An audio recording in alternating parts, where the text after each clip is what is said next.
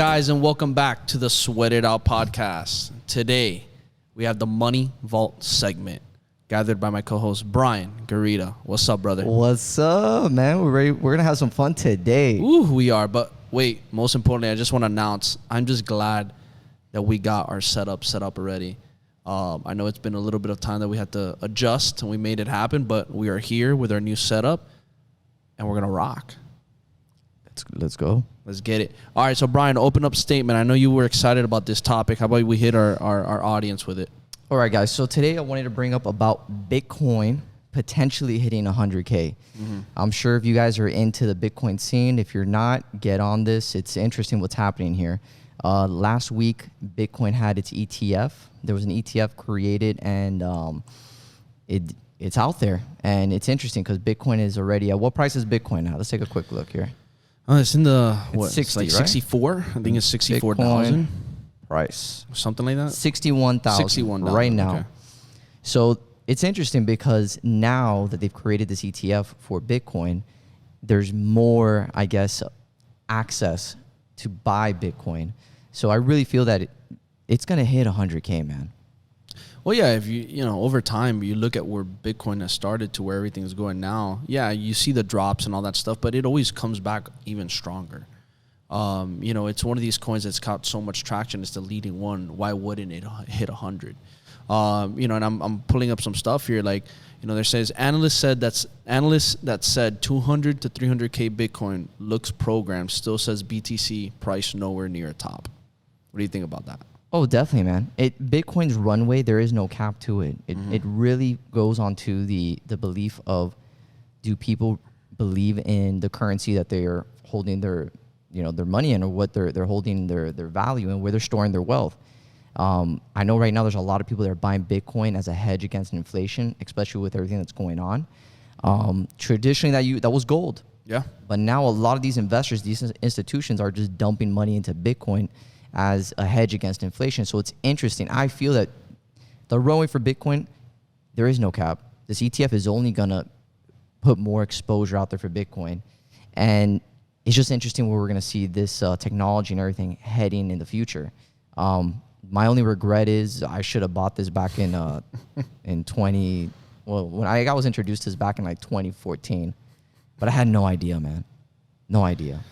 Well, here's the thing. I didn't even know the fuck was up, I'll be honest. Like, yeah, man, Bitcoin, I only really started knowing more about it maybe like, let's say like 2014, you know, like really hearing more about it, and obviously already had been catching major traction around that time, but still could have probably early bought something. But you know how it is, man. Like, at our age, man, that's the problem. Was we weren't educated and we didn't have the right people around us.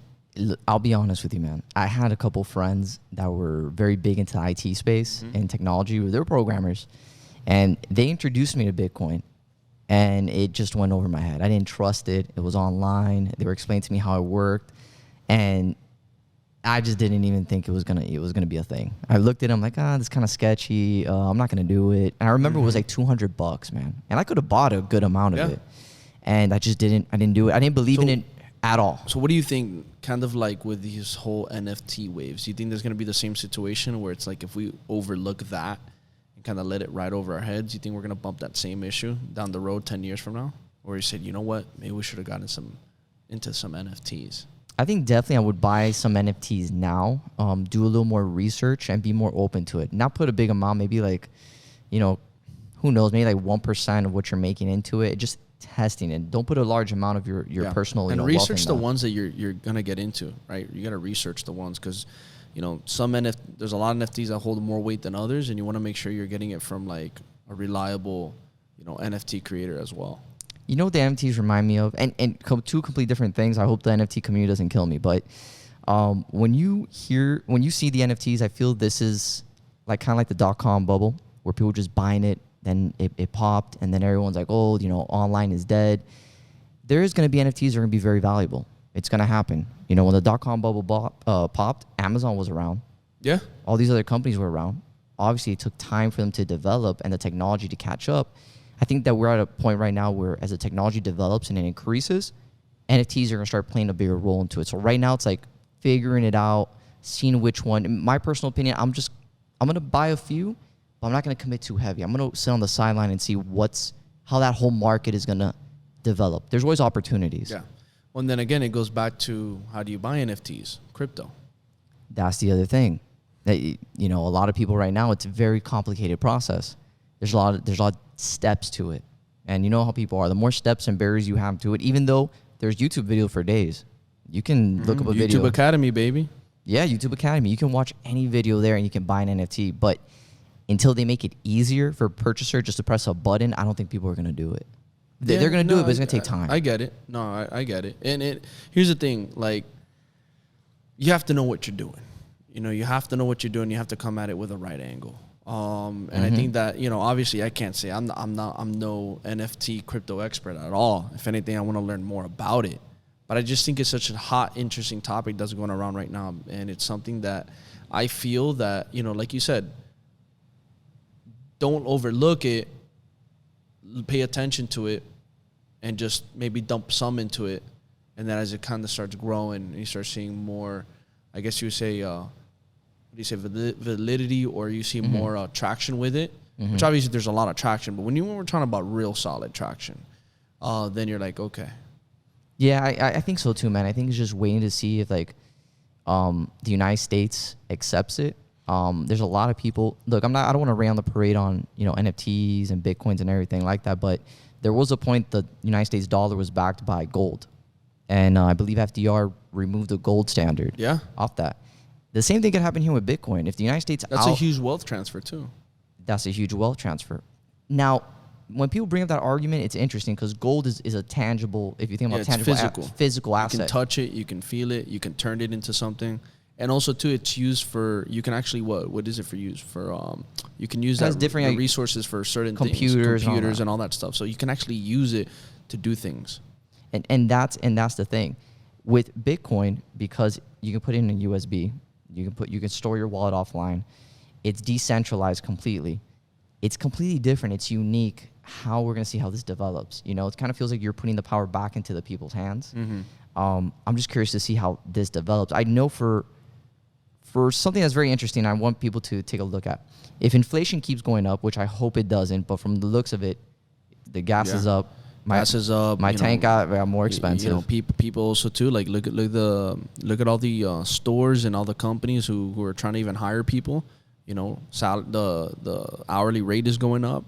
Everything. Yeah, everything's going up. So with inflation going up, all right, prices going up, Bitcoin's going to go up because people want to hedge. They want to store their wealth. Yes. And then the ETF is interesting because now technically Bitcoin has more access to the public market. So when these institutions start buying into these ETFs and now you start putting pensions and they start buying into this thing is going to hit 100K. When?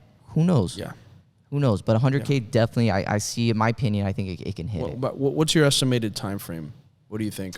Man, you know, if everything becomes a shit show, probably within a year. You think so? You think that fast? Yeah. Year to 2 years, maybe? Yeah, man, for sure. There's not, I mean, for people who never thought Bitcoin was even going to pass 10,000, look how long. So now Bitcoin's in a point of the compound. It's compounded so much. What is it to double? Yeah, and you notice also too, when it drops, it actually starts picking up steam and it blasts up again. Yeah. It drops and then actually blasts up more. Drops and blasts up more. It's interesting. It's definitely interesting. I see that it's definitely a global currency. Yeah. 100%. Definitely a global currency. So as more countries adopt it, I know El Salvador just adopted it, and they've been seeing some record uses for it. A lot of areas that haven't had access to central banking, they've been using Bitcoin to facilitate these transactions in those rural areas. So El Salvador, it's a very interesting play how that's going to work out over there. Yeah, I think so. You know, and obviously, like, I think it's going to come to the point where, you know, if this keeps on growing, you know, you're basically everybody's going to be basically forced to somewhat have some kind of digital currency in place. You know, cryptocurrency. I think the United States is definitely going to roll its own currency out. Well, now you're hearing too, like, you know, before it was always like people were complaining about the regulations, it's going to be a problem. But now you're even hearing people who are users of crypto where they're even saying they might want it regulated because they're so like they're unsure about everything and they don't want to be unsure anymore. So then this is interesting. If the United States creates its own digital currency, will people even trust it? Number one. That's the other thing. Because China has its own digital currency, and a lot of people Because here's the other thing are too. not too sure now about it. Now also too, you start. Well, let's say they come up with their own currency, and you start buying into their own currency. You're using their currency. They'll track everything.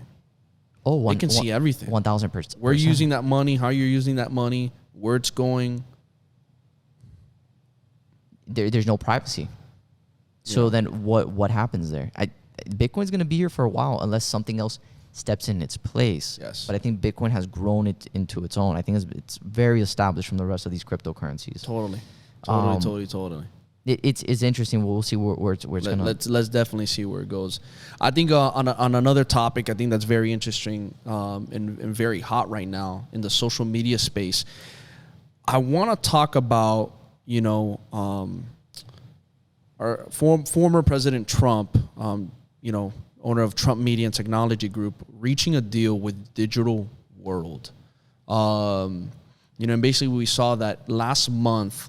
Having set up this deal that they reached with Digital World, they were able to raise nearly $300 million by big investors. What is your take on that? I think these media companies, better be scared. This is a very interesting thing that's happening right now. I don't think any president or former president has ever done this type of move before. The ramifications of this could be very, very interesting, both positive and both negative. The weight of the president of the United States speaking vocally on certain topics, who knows how he's going to structure this, but imagine seeing former President Trump on TV talking about certain topics. It's very interesting how that's playing I think out. it's going to be interesting play. Also too, like, I think the matter of fact that, the fact that he's coming out with his own social media app, which they're saying obviously hasn't launched yet, but it's supposedly going to be called True Social. And, they're definitely coming in here to compete with big companies like Twitter, Facebook, Netflix, Disney, CNN, and even in the category of Google and Amazon as potential rivals. So they're coming here with a bang. They're not coming here to just, teeter around. They're coming here to really create some impact.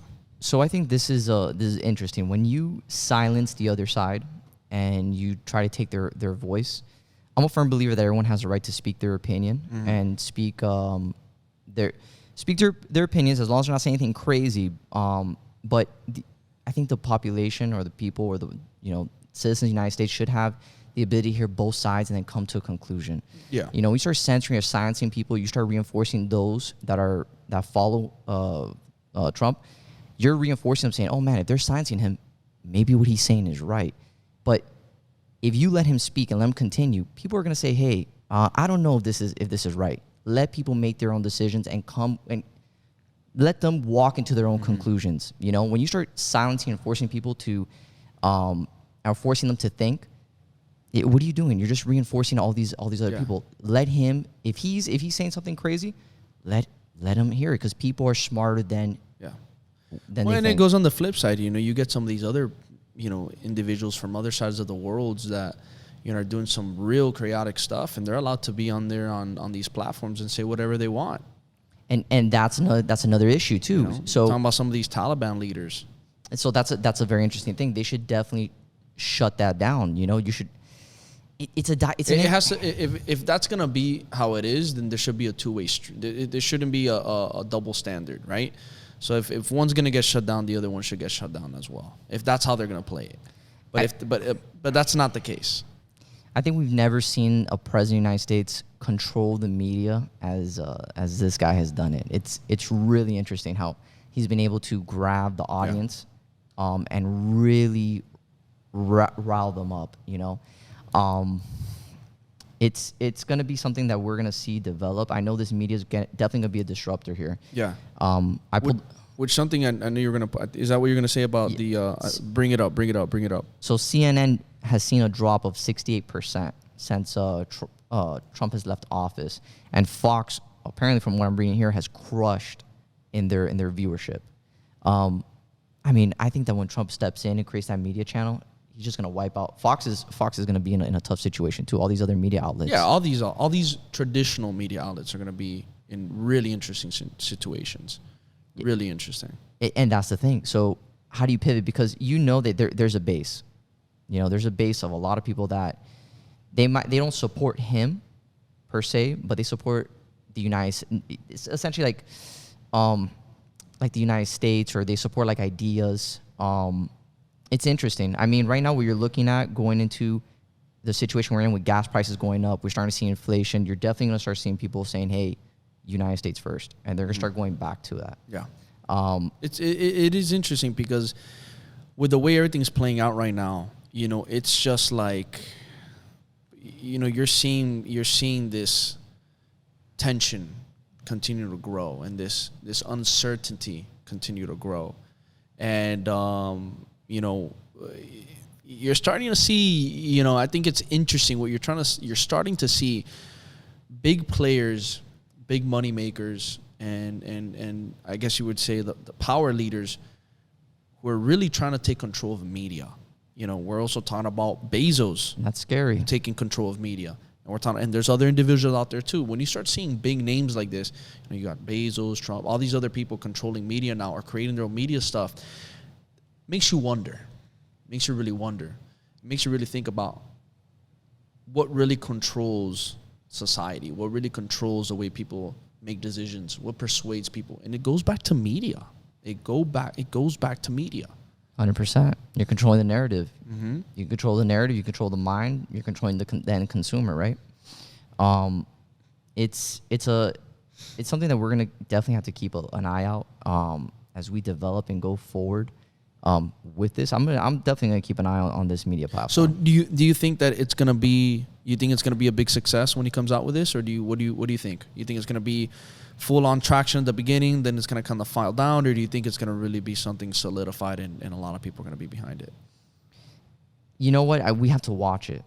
From what I was seeing, that it's already, I think pre-registration, there was over 1 million subscribers already registered in it. That's pretty big. That's pretty big. A lot of it apparently from other parts of the world too. It's a weird time that we're living in, man. And it goes back to what you just said about, it looks like these political figures are already like consolidating here in the media, trying to push whatever happened to the good old days when everything was a center, down the middle. You know, I feel right now more than ever we're either extreme left or extreme right. Why can't we just be down the middle and not go? If you're too far left or too far right, that's a problem. You know, most people in the United States are right there in the middle. You know, a lot of people are, you know, fiscally Republican. A lot of people are socially Democrat, which is fine. You know, being the also center. too, you've seen like the individual parties have gone even beyond what they are. You know, like, you know, you've seen the Republican Party, you've seen the Democratic Party. They aren't what they are. They aren't anymore what they used to be. You know what I mean? And that's where it goes to you're seeing these spectrums expand out to the sides, where, like you're saying before, it used to be a little bit more.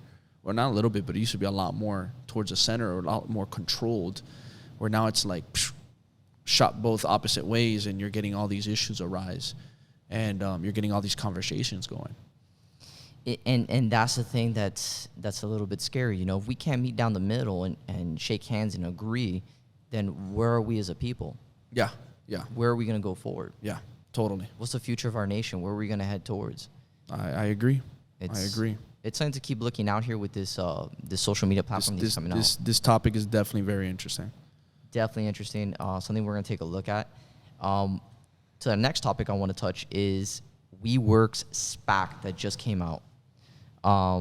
And basically, WeWork back in 2019, they were going to go public, and then they pulled back because investors did not have confidence in the company, in its business model, and in management. And they did a few changes. They removed the CEO, and they did a lot of corporate restructuring. And now they just came through this SPAC. WeWork's in an interesting position because of what happened during the pandemic. And I feel that WeWork is positioned to really take advantage of this virtual economy where people are going to be working from home. I see more offices, more businesses liquidating their their facilities, canceling their leases, and going towards this type of business 100%. model. It makes more sense too. Like, you know, going back to like these huge, you know, office styles, you know, companies filling in a ton of people. You don't see that model anymore, especially after COVID. And, you know, obviously WeWork's been around for a bit already, and you've been seeing people get adjusted to that kind of model. And now you're also seeing a lot of, like, when it comes to, you know, the digital world and creation and content and all this stuff, people want more of these like places where they have access to like hubs, right? Hubs where they can be created, hubs where they can work from. But again, it's not these traditional, you know, work floors like they used to be, where everybody's just out there. People are kind of having their own little space. You can rent out your own office. It's not these old school style office styles anymore. And also too, it probably could save you money. Oh, definitely. Why would I purchase a property and have my staff work from there? If they're providing the same level of production, I just get them a WeWork subscription. Yeah. And that's it. And here's a cool thing. With that subscription, depending on your subscription, if you travel and you have to go do a meeting somewhere else and you need an office, you can go in, or a work air station, you can actually walk into another WeWorks in another state or in another country and access that and use that to work from if you need another office. So that's the cool thing too, is that you now, let's say you have a big property, you spend all this money, this property you bought, but guess what? You don't have a property in another state and you have another meeting, you want to invite investors, you want to buy, you know, whatever it is, maybe you have a group of people for a close and need to bring them in a conference room. Well, WeWorks can provide that for you wherever you go, because you have a subscription that allows you to be able to move around and use different WeWork locations. And now you can take your job and you can actually bring people in, meet other people, and bring them to a space that's nice, presentable, and you can do your work from. Yeah, I think that's definitely going to be the trend. You know, even for our business, that's definitely something that we want to explore ourselves in having remote workers. Movement. People want the movement. People want to be able to move around. People want to be able to grab their stuff, get up and go somewhere else, but then still have access to the tools and the resources that they need to be able to still feel like they're in a work setting, to feel like they can still get work done, or if they need, again, bring somebody in that they have to have a conversation with in a professional setting instead of just going to a cafe or over Zoom. You know, they can still bring this person in a nice area that's an office base. You know what's interesting? They were talking about this topic about leasing, and that's how their business model is. They don't really own any physical, you know, of these units. You know, they're all essentially subleasing. Mm-hmm. And what's the trend that's going on right now? If we go back 10 years ago, and we'll just talk about this real quick. 10 years ago, or even 15, you had a CD player. So you physically own the CD and you could play it offline. Now you have Spotify, Apple Music. You don't really own it. Mm-hmm. The corporation owns it. Now what they're doing with single family homes or apartment buildings, a lot of them that they're making, it's for lease. Yeah. All right. What about your DVD player? You don't own that anymore. Netflix owns it. So they're owning basically what you're consuming or where you're living in now. So now the business model has been why own when you can lease. Yeah. Well, you look at Uber, you look at Airbnb, you look at all this. Where's that saying that goes, why don't own anything, control everything? Exactly. Guys, that was a knowledge bomb he just dropped on you.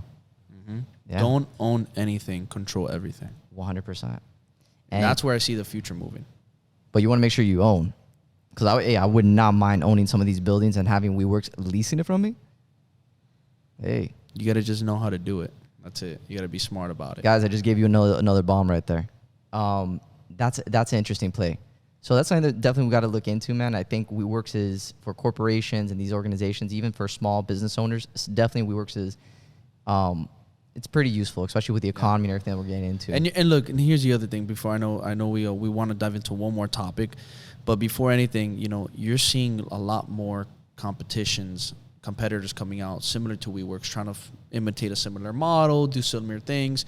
So what does that show you? These kind of workspaces are getting popular. These kind of workspaces are growing.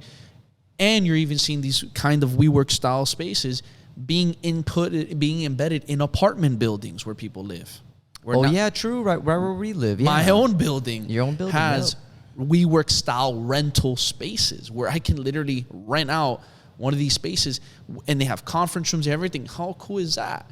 And another thing that I just found out that I did not know, but in my building, I won't mention the name specifically, but in my building, I found out the other day that you can actually pay for a special membership where if you were traveling to another state and that my brand building, my name, my building, there's another one in another state, I can actually go in there and use one of their conference rooms in that apartment building if I needed to.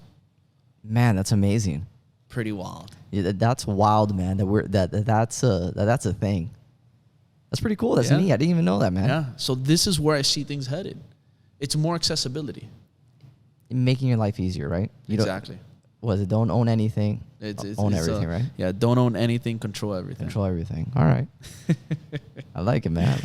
So last and final topic I want to touch up a little bit just because it is something that, especially over COVID, caught a lot of traction and made a lot of shifts. But I want to talk about, a little bit about the health and fitness space and some of the things that we're seeing here and hearing is, gamification, virtual reality with some of this fitness tech where a lot of latest news and trends are coming out with, for example, Peloton being an example that they're just starting their own fitness company now, fitness gaming company now, which is called Lane Break.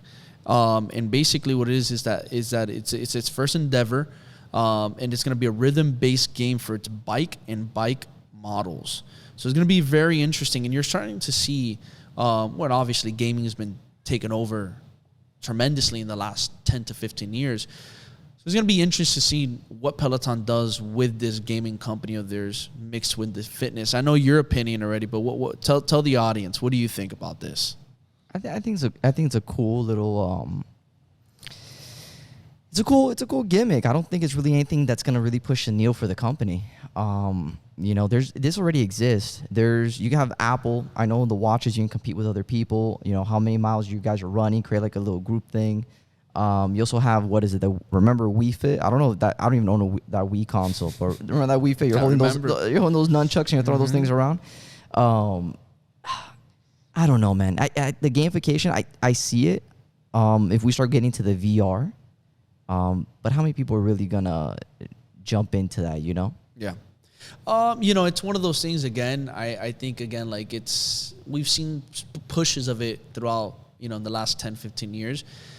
Obviously, I think what helps Peloton is their name. I think their brand is what's going to help them versus some of these other companies that have tried to do things.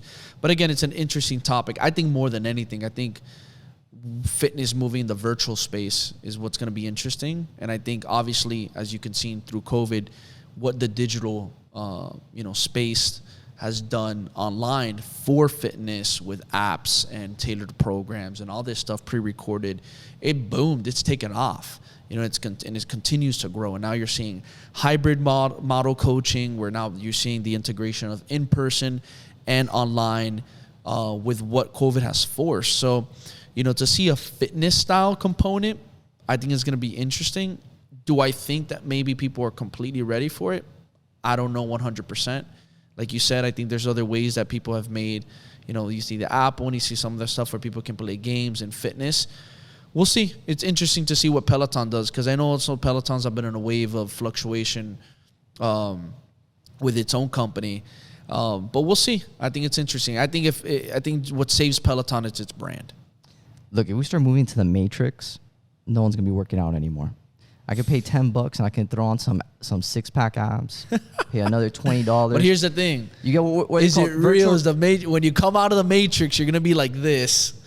People are buying virtual real estate, Anthony. I know people are buying virtual real estate. Everyone's gonna look hot in that virtual world. Yeah, but how about in the outside, in the real world? I don't think people are gonna disconnect themselves. You don't think people are gonna care? If we get into the Matrix level, so that's the question we want to know for you guys. Do you care more about looking good and feeling good in the digital world and having everything you want, or do you rather have that feeling, that touch, that energy, that lifestyle in the real world? What is your take? Anthony, what do you rather have? If you're in the virtual world and you're able to feel everything and touch anything, then what's the difference between your reality and that reality? Brian, what do you want to feel? I want to feel? Yeah, I'm going to tell you what I feel right now. I feel a little hungry. You're always hungry. I'm always hungry, man. I'm starving, guys.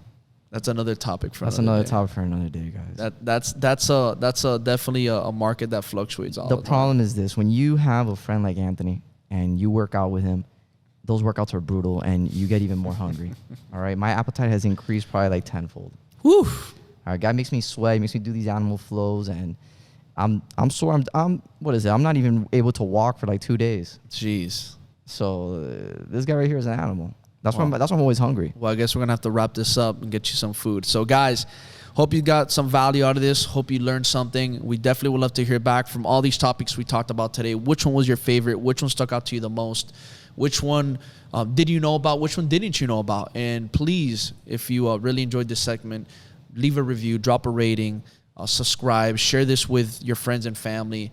And again, we want to hear